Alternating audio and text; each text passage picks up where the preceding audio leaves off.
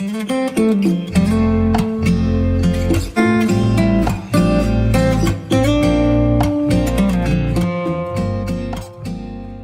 diz assim a santa palavra do Senhor: espero, porém, no Senhor Jesus, mandar-vos Timóteo, o mais breve possível, a fim de que eu me sinta animado também, tendo conhecimento da vossa situação. Porque a ninguém tenho de igual sentimento que sinceramente cuide dos vossos interesses, pois todos eles buscam o que é seu próprio, não o que é de Cristo Jesus. E conheceis o seu caráter provado, pois serviu ao Evangelho junto comigo como filho ao Pai. Este, com efeito, é quem espera enviar, tão logo tenha eu visto a minha situação. Eu estou persuadido no Senhor de que também eu mesmo brevemente irei. Julguei, todavia, necessário mandar-vos até vós Epafrodito, por um lado meu irmão, cooperador e companheiro de lutas, e por outro vosso mensageiro e vosso auxiliar nas minhas necessidades, visto que ele tinha saudade de todos vós e estava angustiado, porque ouvistes que adoeceu. Com efeito, adoeceu mortalmente. Deus, porém, se compadeceu dele, e não somente dele, mas também de mim, para que eu não tivesse tristeza sobre tristeza. Por isso, tanto mais me apresso em mandá-lo, para que, vendo-o novamente, vos alegreis, e eu tenha menos tristeza. Recebei-o, pois, no Senhor, com toda a alegria, e honrai sempre a homens como esse, visto que por causa da obra de Cristo, chegou ele às portas da morte, e se dispôs a dar a própria vida, para suprir a vossa carência de socorro para comigo. Que Deus nos abençoe na exposição da sua palavra. Vamos orar? Feche seus olhos, vamos pedir a iluminação do Senhor. Pai, nós te damos graças nessa noite, pois a tua boa mão está com o teu povo, não só aqui nesse lugar, mas por todos aqueles que temem a ti, espalhados pelos 4 cantos da terra. O Senhor é o Deus que reina, governa o universo, os céus, as estrelas, o mar, o homem, tudo que existe. Os acontecimentos da história estão em tuas mãos. Nós sabemos que o Senhor decretou todas as coisas na eternidade e que nada escapa ao teu controle, ao seu domínio, que é poderoso, majestoso. Ó Pai, nós sabemos também que aprouve a ti preservar a tua palavra neste livro guardado a nós, e nós sabemos que são palavras de vida eterna, palavras que o teu Santo Espírito inspirou a santos homens de Deus e que escreveu para que pudesse edificar a nossa fé, trazer vida e paz ao nosso coração. Para onde nós iríamos, Senhor, se só tu tem palavras de vida eterna? Agora estamos diante desse texto, Pai, tão precioso. Que o Senhor nos ajude, nos dando compreensão espiritual, ilumina a nossa mente e abre nosso coração, para que assim o teu reino avance, os pecadores se convertam a ti e a tua obra continue, ó Pai, sendo edificada na terra. Chame aqueles que são seus ao Senhor, pois os que são seus conhecem a tua voz, a voz do pastor, do bom pastor que deu a vida pelas suas ovelhas. Assim nós oramos, Pai, gratos a ti, em nome de Jesus. Amém. Queridos irmãos, há uma fala no meio evangélico que é muito comum, que é a seguinte: você não pode olhar para o homem. Se você quiser ser um cristão e frequentar igrejas, você não pode olhar para o homem, porque se você olhar para o homem, você vai desanimar, você vai naufragar na sua fé e vai sair da igreja. Quantos aqui não já ouviram isso pelo menos alguma vez? Essa frase, irmãos, é uma meia verdade. Por quê? Porque de fato a maioria das pessoas são especialistas em frustrar as nossas expectativas, não é verdade? Quando a gente anda com alguém, caminha com alguém, pode ser até alguém que nós amamos, consideramos, temos um alto apreço, mas em algum momento essa pessoa vai te decepcionar. E de fato, irmãos, se nós depositarmos a nossa esperança, a nossa confiança nas pessoas, na hora que elas não corresponderem às nossas expectativas, nós vamos de fato desanimar.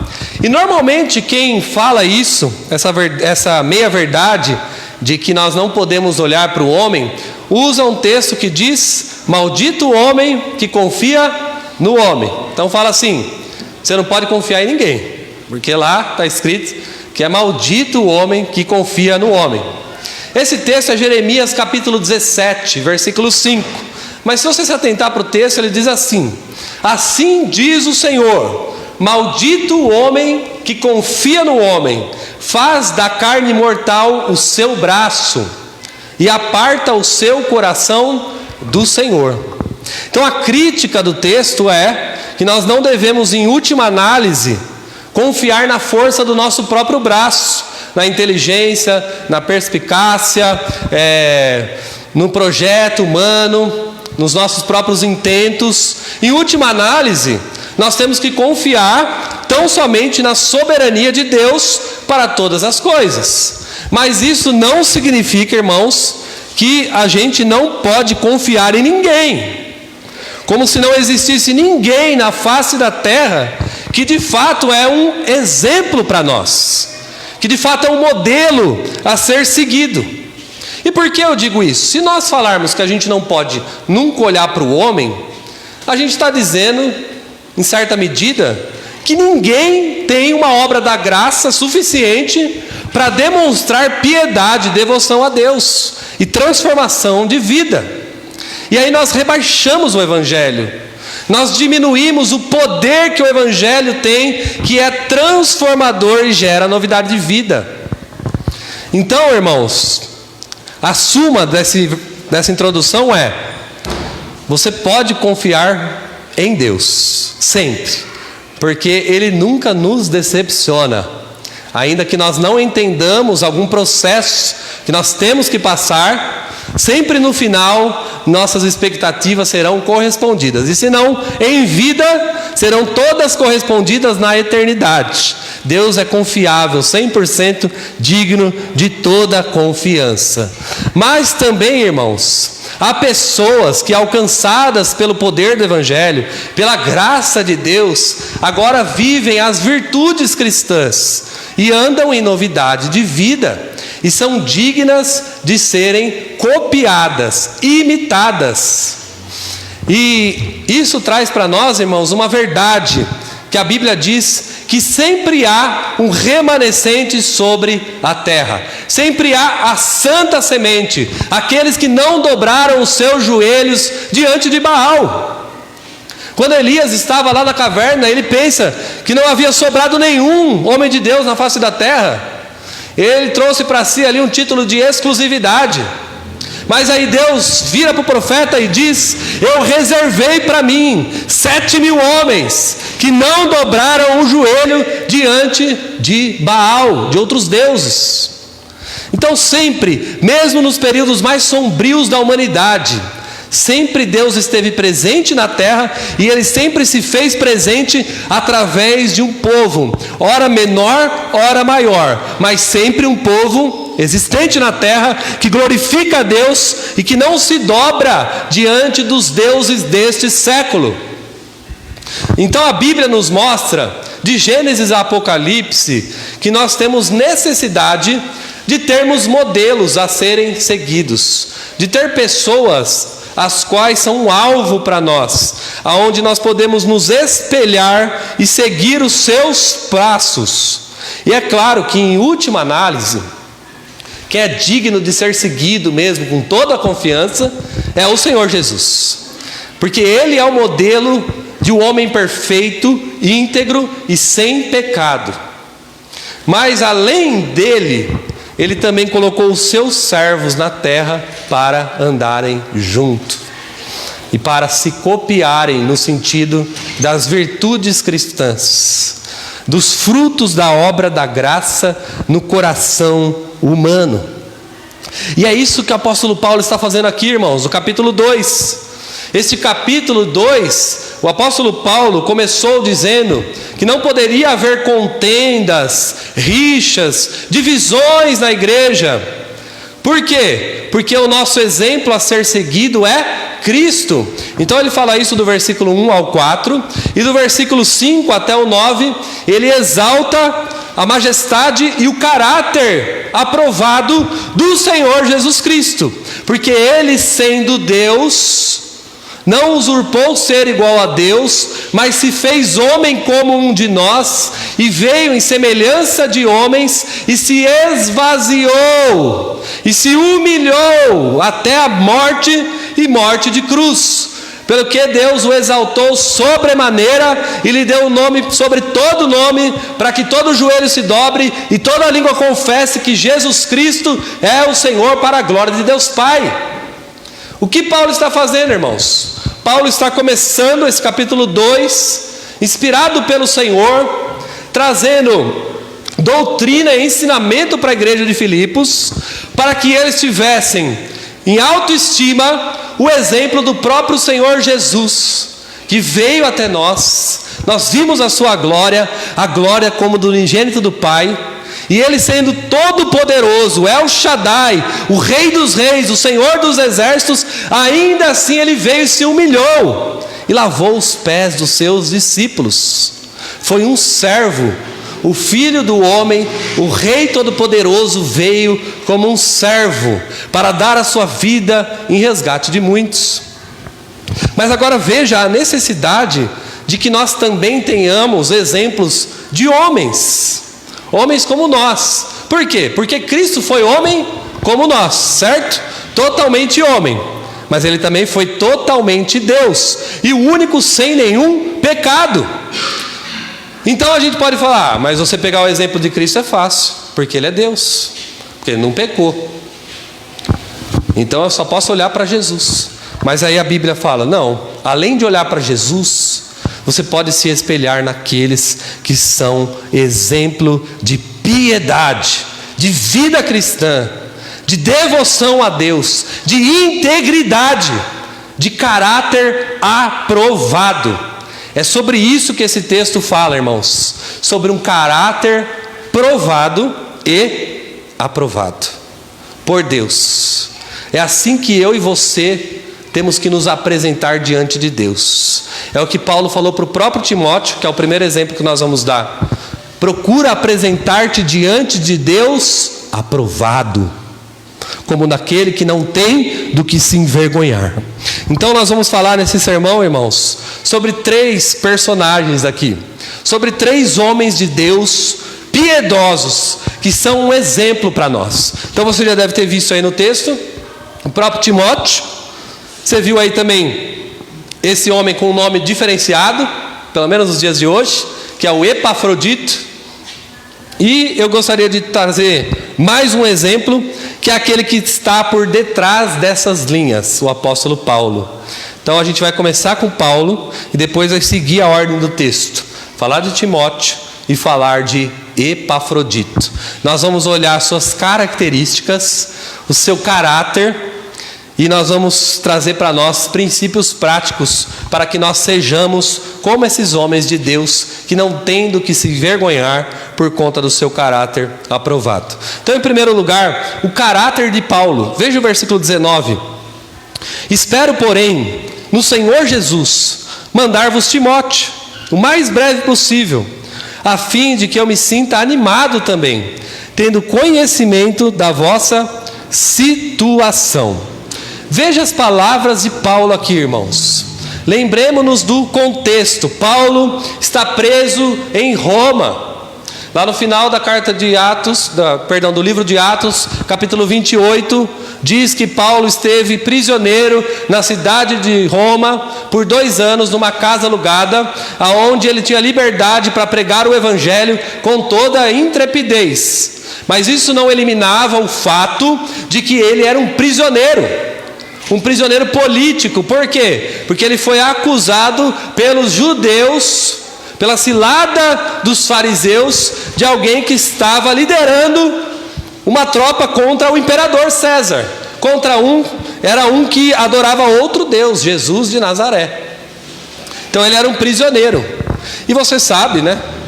Diferente do Brasil, os prisioneiros não tinham muitos privilégios, certo? Não era uma boa comida quentinha, não era uma coisa assim, coisa fina. Primeiro que ele tinha que pagar suas próprias despesas, também diferente do Brasil. Segundo que ele ficava algemado, junto com alguém que cuidava dele, um guarda, que ficava 24 horas. Eles ficavam revezando entre um e outro. Agora veja o que o texto, o versículo 19 diz para nós, que ele nessa situação lamentável, preso por causa do Evangelho, ele está preocupado com a igreja. Ele está preocupado com o conforto dos irmãos. Ele está pensando, eu preciso mandar Timóteo para cuidar dos filipenses. Meus irmãos, isso é de um desprendimento tamanho. Isso é alguém que tem uma vida outrocentrada. Isso é o antagonismo do egoísmo, irmãos. Isso é alguém que, como Cristo, se esvazia de si mesmo pela causa da igreja. Isso é amor, segundo a Bíblia. Isso é amor ágape, incondicional. Porque amor que sempre espera algo em troca é fácil. Amar aquele que nos dão as coisas e que há uma reciprocidade de interesses é um amor fácil, é um amor filéu. Mas o ágape é um amor incondicional.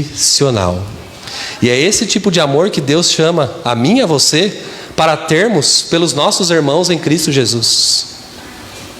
É um amor desprendido, é um amor sincero, sem interesses ambiciosos e egoístas. É impressionante alguém preso, sem nenhum conforto, numa cela insalubre, escura, sem nenhuma regalia, escrever: eu quero mandar no Senhor Jesus Timóteo o mais breve para vocês, porque isso vai me animar, e assim eu vou ter conhecimento da vossa situação. Isso é ser cristão, irmãos. Isso é ser crente de verdade. É alguém que foi alcançado de tamanha forma que está completamente livre, desprendido dos seus próprios interesses. Todos os homens nascem debaixo de Adão por causa do pecado, na iniquidade. Eu nasci na iniquidade, e em pecado me concebeu minha mãe. E a rainha que vem junto com a iniquidade, que choca os outros ovos do pecado, é o egoísmo. Egoísmo. A criança é egoísta. Ela briga por causa do brinquedinho dela, com meses de idade. Da onde vem isso? Não vem de Deus, vem de quem? Vem de Adão, nosso pai, primeiro pai.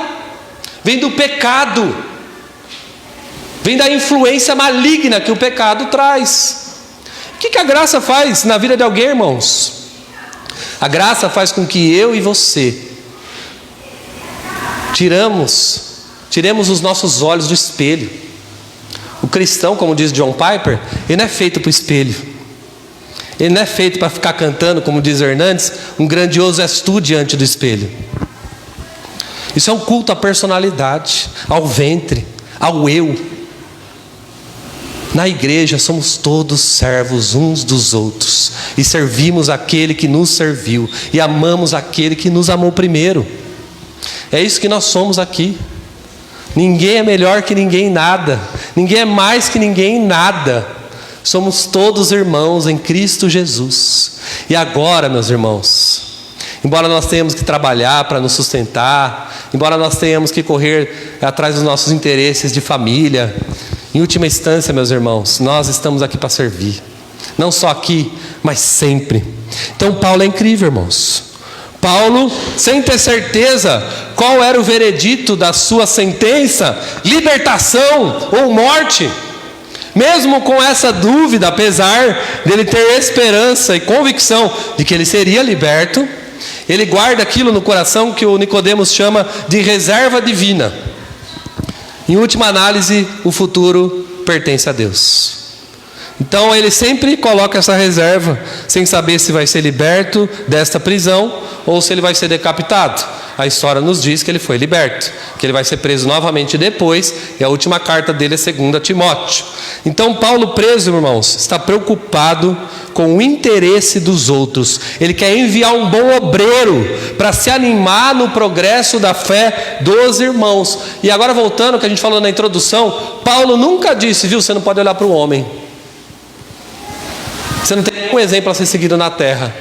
Pelo contrário, o que Paulo disse? Nós vemos aqui em 1 Timóteo 5, 15 ao 17, que ele diz que ele é pecador, e ele diz, dos quais eu sou o pior. Mas mesmo sendo pecador, ele fala também em 1 Coríntios 11, sede meus imitadores, como eu o sou de Cristo. Imitem a mim, pois eu estou servindo a Jesus. Na própria carta de Filipenses, capítulo 4, verso 9, ele diz, o que também aprendestes, e recebestes, e ouvistes, e viste em mim, isso praticai. E o Deus da paz será com vocês, será convosco. O que vocês aprenderam de mim, o que vocês receberam, o que vocês ouviram, o que vocês viram, pratiquem, andem dessa maneira. Então, irmãos, eu e você, todo cristão, é chamado para ser um exemplo. As pessoas têm que olhar para você, ver suas atitudes, sua fala, seus frutos, seu andar, sua forma de se relacionar, sua cosmovisão, a forma que você enxerga as coisas, todas as coisas, família, trabalho, dinheiro, lazer. Deve olhar isso em você e entender que isso é ser um cristão. Considero cristão de fato aquele que não se envergonha do evangelho e que nem é uma vergonha para ele. Então a nossa média, irmãos, você pode falar assim, mas hoje está difícil olhar para alguém, não é verdade? Eu não vou pedir para levantar a mão, mas aqui quantas pessoas foram machucadas na igreja já? Por causa de pastor, presbítero, diácono. No mundo tereis presbíteros. É a brincadeira que a gente faz lá no seminário. E muitas pessoas chegam na igreja machucadas, sim.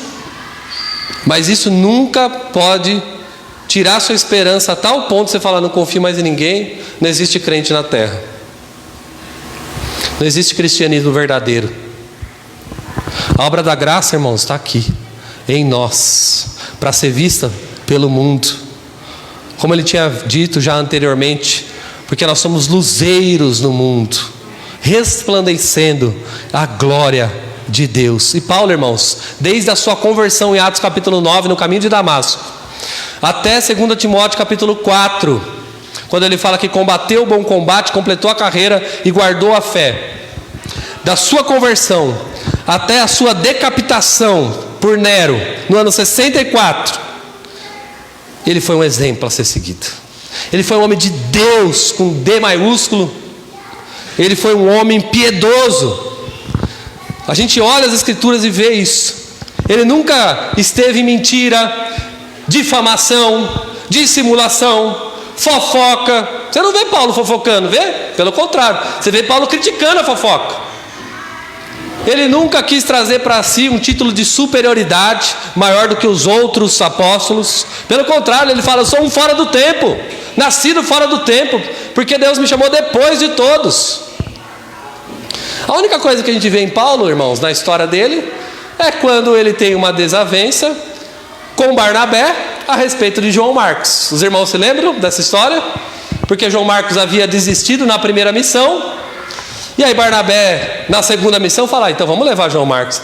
E aí Paulo fala, pelo amor de Deus, não vamos levar João Marcos. Ele fracassou na missão lá atrás, não vai comigo não.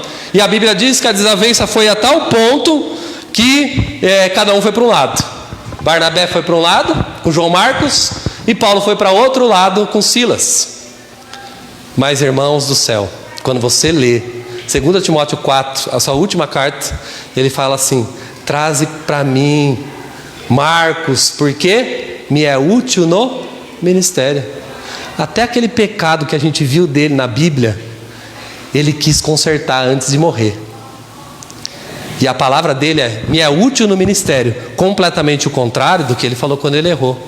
Ele não vai conosco, porque ele não foi útil da primeira vez, não será dessa também. E antes de morrer ele teve a oportunidade de reparar o erro, para que a sua história fosse de irrepreensibilidade, sem mancha, sem mácula. Duas lições aqui de Paulo, irmãos. Primeira coisa, não espere a sua vida estar estabilizada para ajudar outras pessoas. Essa é uma mentira que nós contamos para nós mesmos. Todo mundo aqui. Eu estou resolvendo uns BO desse tamanho. Não me venha com outros problemas. E ainda que nós não pronunciemos tais palavras, vira e mexe, elas rondam o nosso coração.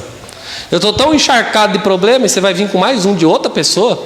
Já não basta os problemas dentro da minha casa? E é isso que a Bíblia fala. Paulo está com um problema enorme, ele está preso, irmãos. Mas ele está preocupado com os outros. A Bíblia diz lá em Lucas capítulo 13, que Jesus estava indo para Jerusalém. O que ele ia fazer em Jerusalém, irmãos? Ele ia morrer numa cruz pesada. Ele ia carregar aquela cruz até o Calvário. Ia levar sobre si as nossas iniquidades, a culpa do nosso pecado.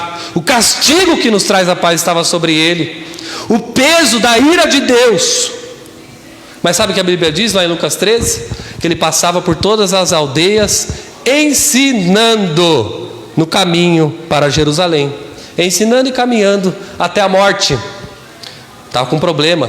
Ele já havia anunciado 3 vezes para os seus discípulos: eu vou lá para morrer, eu vou lá para ser crucificado, eu vou lá para ser cuspido, eu vou lá para ser blasfemado, porque está escrito que assim será com o Filho do Homem. Mas ele se preocupou com o próximo. Não espere as coisas estarem bem para você ajudar os outros. Sabe por quê? Eu vou te dar uma notícia: nunca vão estar bem. Infelizmente essa é a verdade. Nunca vai estar tudo sintonizado na sua vida, meu irmão, minha irmã. Aliás, a graça é ter um probleminha para resolver, não é verdade? É isso aí. No mundo tereis aflições, mas não se preocupe, Jesus diz, porque eu venci o mundo. Segunda lição com Paulo, irmãos: busque ter um caráter aprovado. Se inspire em Paulo, em Timóteo, em Epafrodito. Porque você pode olhar para a igreja evangélica e falar: mas o nível da igreja evangélica é esse aqui, ó, de santidade. É um oba-oba tremendo. Mas quem falou que você deve se basear no nível da igreja evangélica? Você deve se basear em homens e mulheres tementes a Deus, e tem um monte. Se quiser, a gente te dá centenas de livros sobre homens e mulheres que foram genuinamente aprovados por Deus. Se inspire na longa lista de homens e mulheres que temem ao Senhor.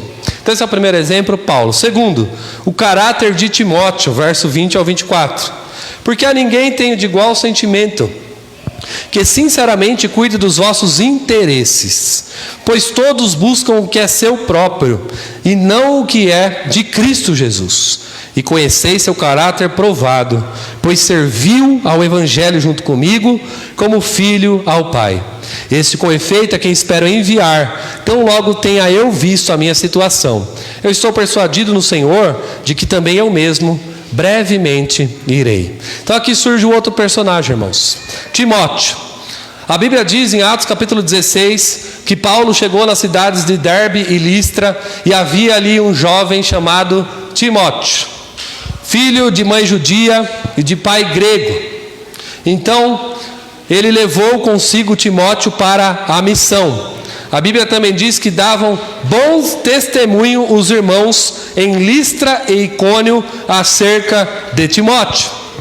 Paulo se refere a ele na sua segunda carta, capítulo 1, versículo 5, pela recordação que guardo da tua fé sem fingimento, a mesma que primeiramente habitou na sua avó Lóide e em tua mãe Eunice, e estou certo que também habita em ti. Esse é Timóteo.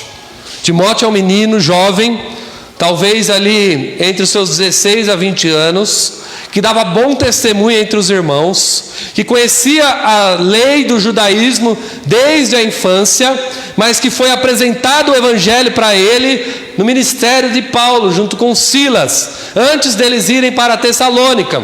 Passaram na cidade de Filipos, e a partir dali o jovem Timóteo se junta à missão. Então são 4 missionários: Paulo, Silas, o próprio Lucas, que Lucas é o escritor do livro de Atos, e ele se coloca também em primeira pessoa, e além desses, Silas, 4 irmãos. Dali eles vão para Tessalônica, a missão continua, e ele se torna um filho amado de Paulo. Paulo chama de filho na fé. Então vamos destacar aqui o caráter de Timóteo, irmãos. Paulo está dizendo: não tenho ninguém de igual sentimento. Primeira coisa, Timóteo tem interesse sincero nos outros.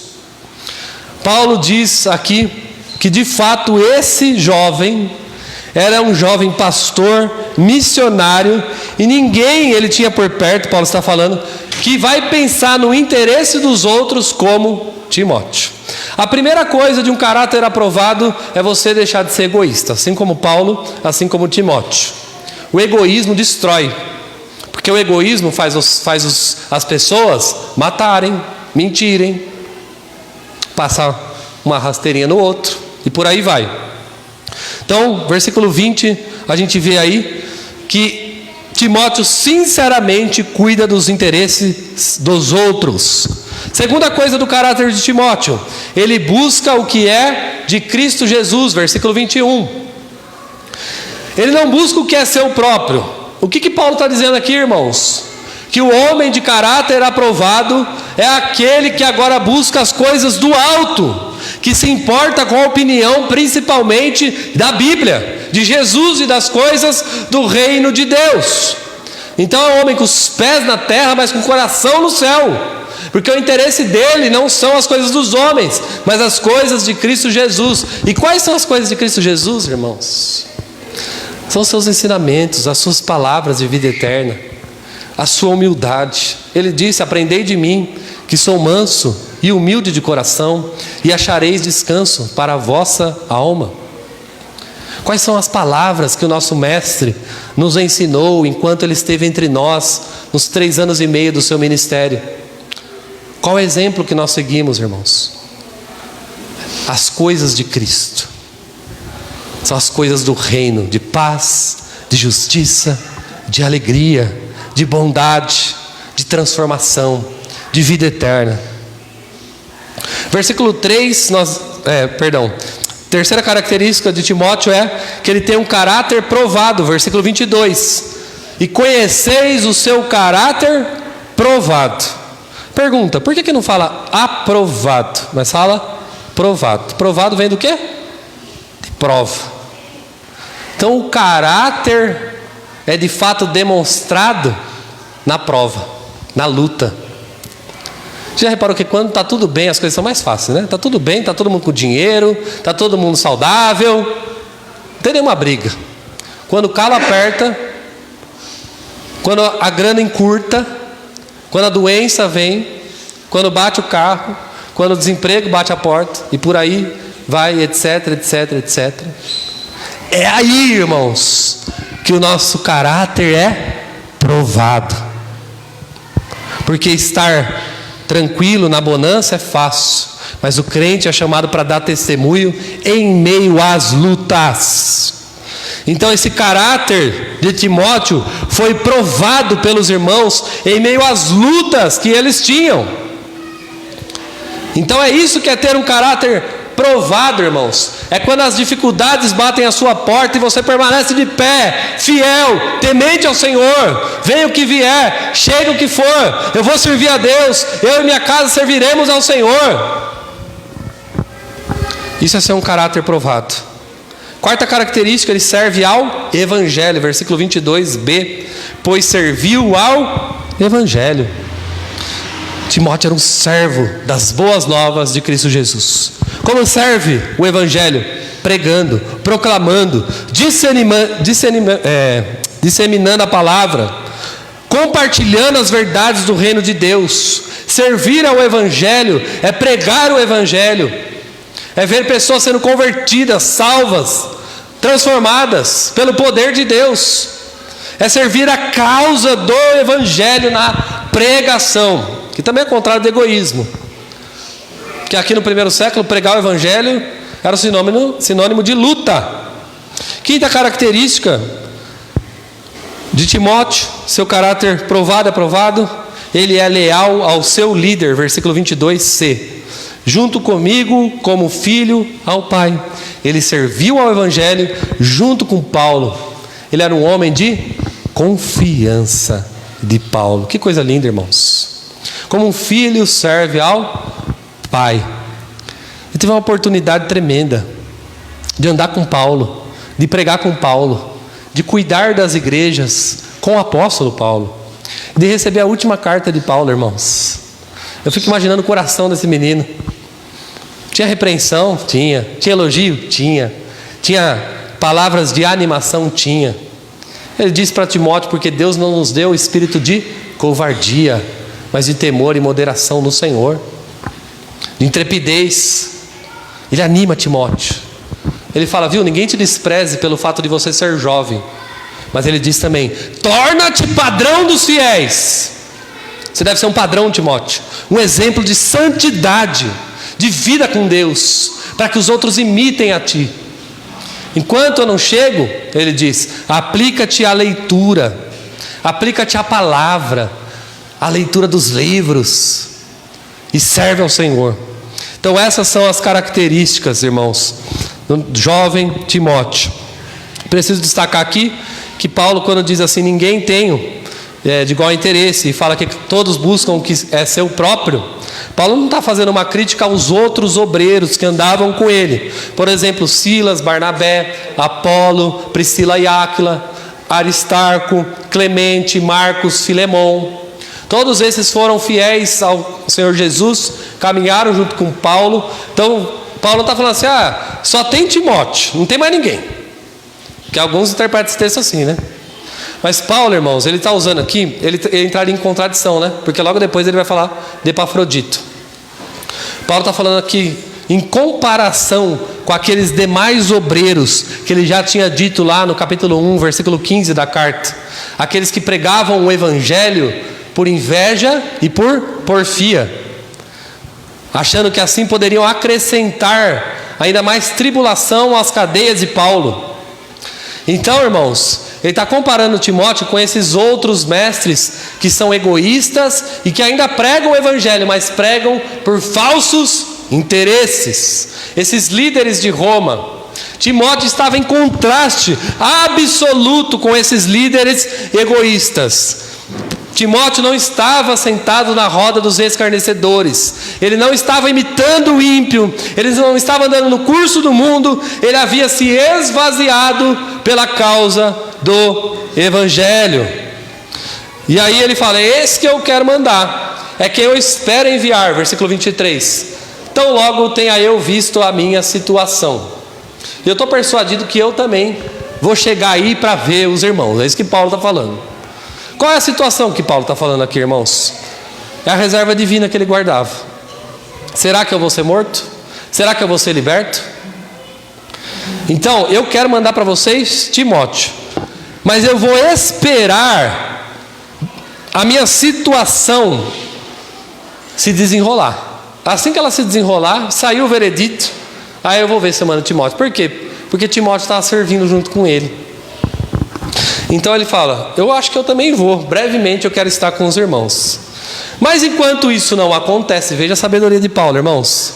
Paulo era um homem prático, tá? Paulo não ficava em doutrinas intermináveis que não tem conexão com a vida, sempre tem. Versículo 25, a partir daí a gente vai ver agora o caráter de Epafrodito.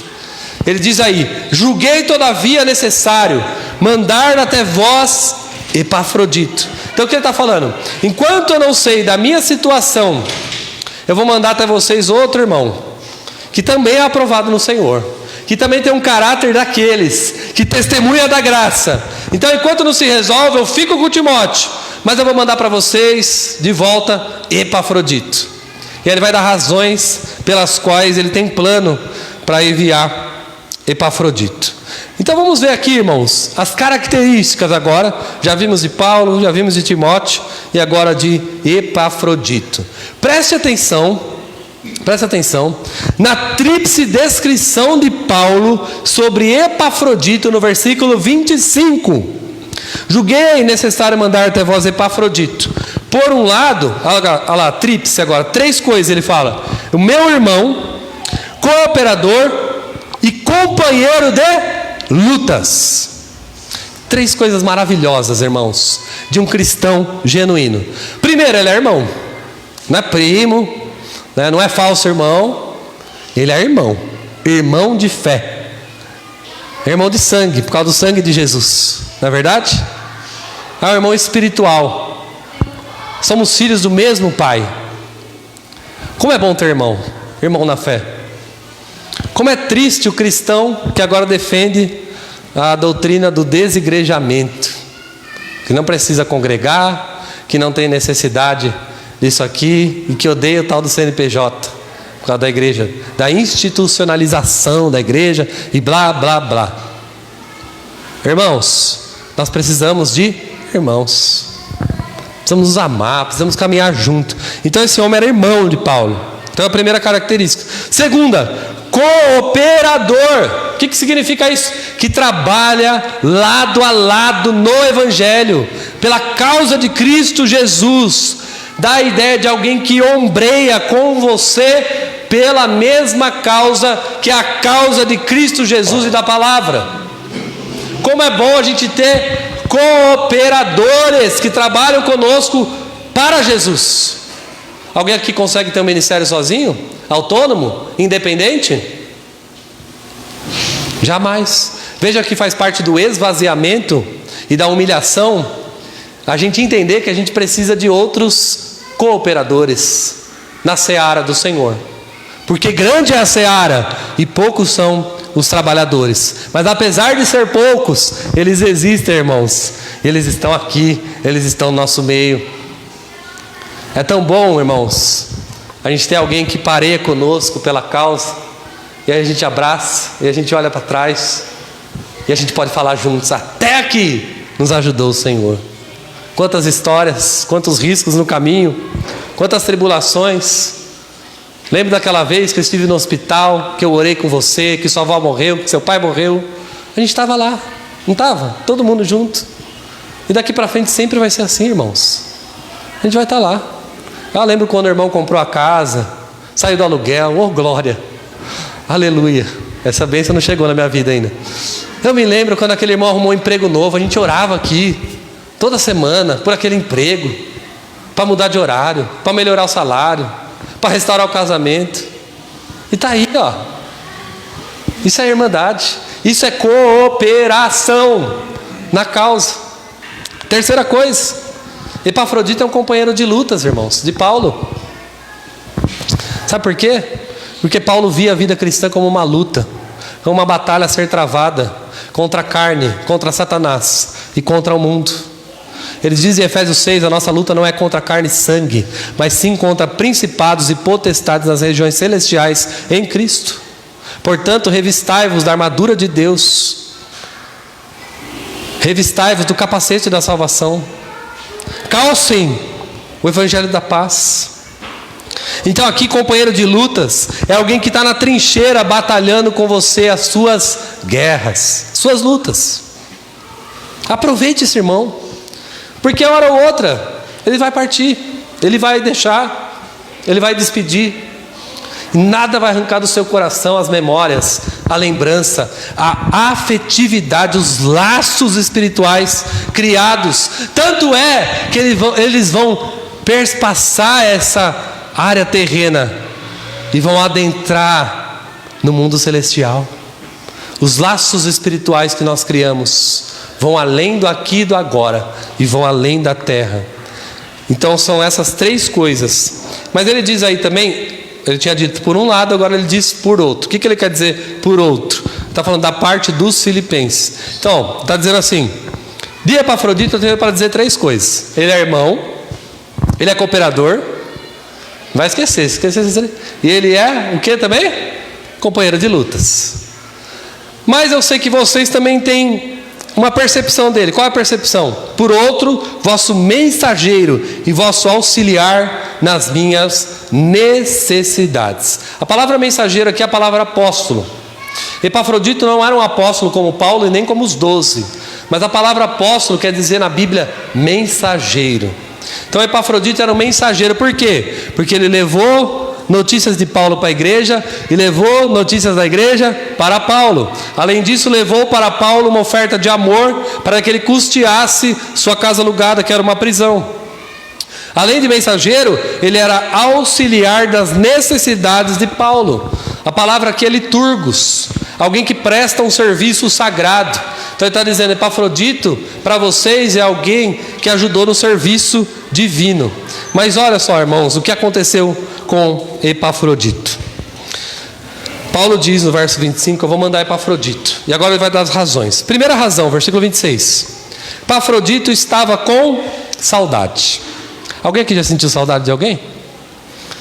A gente sente, na verdade. Eu sinto saudade de vocês, que não vêm na reunião de oração. Eu só tenho que ver no outro domingo. É uma piada séria. Quando a gente tem alguém em outro estado, um pai, a mãe, um irmão. Às vezes a gente sai de uma igreja por N motivos, mas está lá um irmão que a gente ama, que a gente sente saudade. Então a primeira coisa que Paulo fala aqui é que Epafrodito estava com saudade dos filipenses. Por quê? Porque ele era obreiro da cidade de Filipos. Que coisa linda, irmãos. Eu não viveria sem minha igreja. Não sairia daqui. Nem pela oferta mais múltipla milionária do Senhor. A não ser que seja assim um mover mesmo. Que seja do Senhor, na verdade, né? Porque normalmente não é. A gente tem irmãos que a gente troca por nada, irmão. Lugares. Eu não arrisco ficar com essa saudade. Paulo sabe o que é sentir saudade, irmãos. E Paulo fala que eu vou mandar ele para vocês. Ele está com saudade. Ele precisa estar com vocês. Mas mais do que isso, ele está o quê? Angustiado. E a palavra usada aqui é a mesma palavra para falar sobre o Senhor Jesus lá no Getsemane. Quando ele olha para os seus discípulos e fala: a minha alma está angustiada até a morte. Por que ele estava angustiado, irmãos? Alguém aqui já sentiu angústia? Aliás, a saudade gera angústia, elas são primas. E a angústia é uma tristeza profunda, depressão, que toca a nossa alma, mexe com o nosso interior.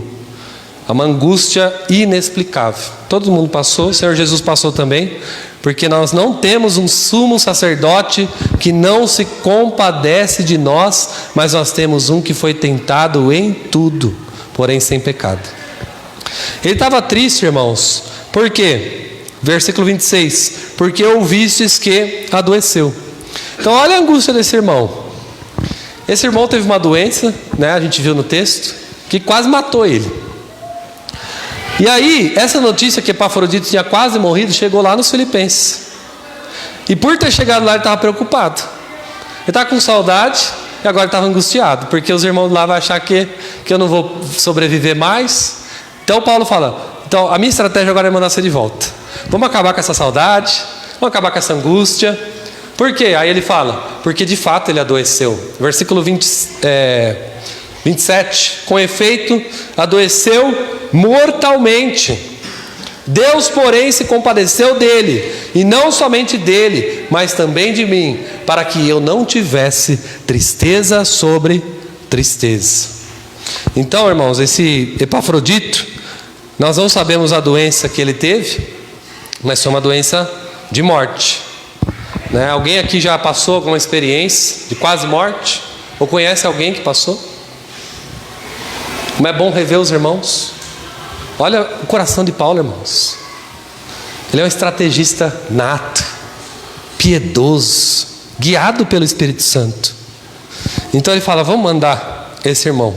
Versículo 28. Por isso, tanto mais me apresso em mandá-lo, para que vendo novamente vocês se alegrem, vos alegreis, e eu tenha menos tristeza.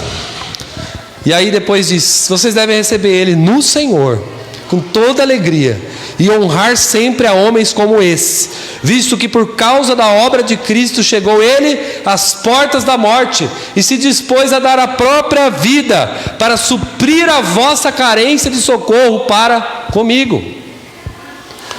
Ele deu a sua vida pela causa do Evangelho. Aqui, irmãos, é o caráter aprovado. É quando a sua cabeça está em xeque. Você vai dar a sua vida pelo Evangelho ou não? Quando a perseguição vier, quando as arenas voltarem, você está disposto a pregar o Evangelho no mundo? Quando você estiver doente, tem que fazer uma missão mesmo assim doente? Será que nós nos acovardamos por causa da doença? Será que na pandemia a igreja não se acovardou? Eu creio que sim. Porque a igreja verdadeira não parou por causa da pandemia, por causa da doença. Epafrodito não parou por causa da doença. Ele tinha uma missão. Ir até Paulo, levar uma oferta de dinheiro de amor, pegar notícias com Paulo, pegar a carta dos Filipenses e voltar para a cidade de Filipos. De Roma até Filipenses é um trajeto longo. É chuva, é assaltante, é dificuldade. Não tinha carro flex não, irmãos. Ar-condicionado, Bluetooth. Como é lindo, irmãos. Eu vou terminar dizendo isso. Como é lindo. Alguém desprendido a tal ponto. Alguém que ama Jesus a tal ponto que pode dar sua vida pelo Evangelho. Começa aqui. Todo domingo você já é testado nisso. Todo dia, quando você levanta da cama. De que lado você está? Todo dia nós devemos prestar continência ao capitão da nossa salvação, que é Cristo Jesus, e falar: eu vou contigo. Por onde quer que andares, eu estarei com o Senhor Jesus. Eu me lembro da leitura que eu fiz da morte de John Bunyan. Já usei aqui a questão da cadeia dele como ilustração em outros sermões. Mas a sua morte, irmãos, foi porque ele estava indo resolver uma desavença entre pai e filho. Vocês já ouviram isso? E ele já tinha sido contaminado pela peste. Mas ele foi, mesmo assim. Na volta, chuva forte, tempestade, deve ter pegado pneumonia, um monte de coisa, que naquela época nem sabia o que era. Morreu para ajudar uma família na obra do Senhor. Esse mês aqui, nosso irmão Marcel mandou lá o link, né, que o Frank Ferreira postou, daqueles missionários que estavam no ônibus e teve um acidente. E eu chorei de ver jovens. Eles estavam indo de madrugada em Campo Grande para um treinamento da introdução aos estudos etnolinguísticos e culturais. Estavam aprendendo coisas sobre missão, irmãos. E aí sofreram um acidente. Veja aqui, ó, David, 21 anos, de Ceará, veio a óbito. Camila, 20 anos, do Rio de Janeiro, veio a óbito. Samuel, de 20 anos, veio a óbito. Ingrid, 23 anos, Campo Grande, está no hospital, Porto Velho.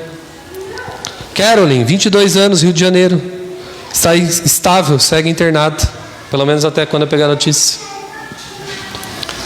Melhor jeito de morrer, irmãos, é morrer na missão. Melhor forma de viver, irmãos, é morrer pela missão. Mas a missão, ela só aceita gente de caráter aprovado. Na missão não serve gente mentirosa, gente desonesta, gente egoísta. Jesus não precisa desses. Ele usa esses, porque Ele é soberano. Mas nós devemos nos apresentar diante de Deus com um caráter provado e aprovado, como quem não tem do que se envergonhar. É necessário que o bispo seja irrepreensível. E é necessário que todos os irmãos da igreja sigam esse exemplo. A nossa meta é ser irrepreensível, como Paulo, como Timóteo e como Epafrodito. Mas muito mais, o nosso alvo principal é Cristo Jesus, o servo sofredor que veio e deu a sua vida em resgate de muitos. Que nós possamos aprender dele, que é humilde e manso de coração. Senhor nosso Deus e Pai, graças te damos pela tua palavra, Senhor.